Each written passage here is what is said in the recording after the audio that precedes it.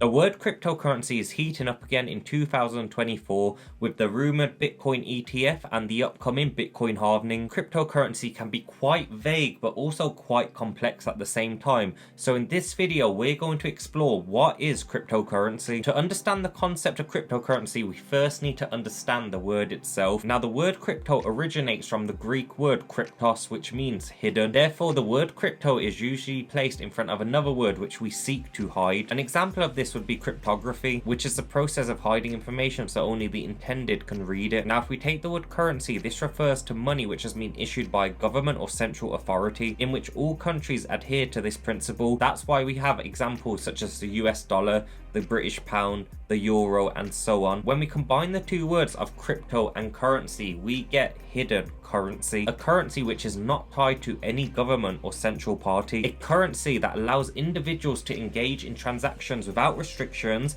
without KYC, and without approval routes. The first concept of cryptocurrency was put forward by Satoshi Nakamoto, the mysterious creator of Bitcoin. Satoshi Nakamoto released this concept to the world in a simple article in 2008, humbly titled Bitcoin, a peer-to-peer electronic cash system, a world in which online payments can be sent from one individual to another without the use of a financial intermediary, a medium of exchange created and stored electronically on the blockchain, using encryption techniques to control the creation of monetary units and verify the transfer of funds. Currently, there are thousands of cryptocurrencies in existence which now serve different purposes to solve modern day problems, and all of these differentiate from the original vision of Bitcoin. But the idea of cryptocurrency first came about when it became apparent it may be more useful to exclude central banks and financial institutions from peer-to-peer payments and transactions. And the 2008 financial crisis only mirrors this message. In a perfect world, cryptocurrency would be aimed to increase trust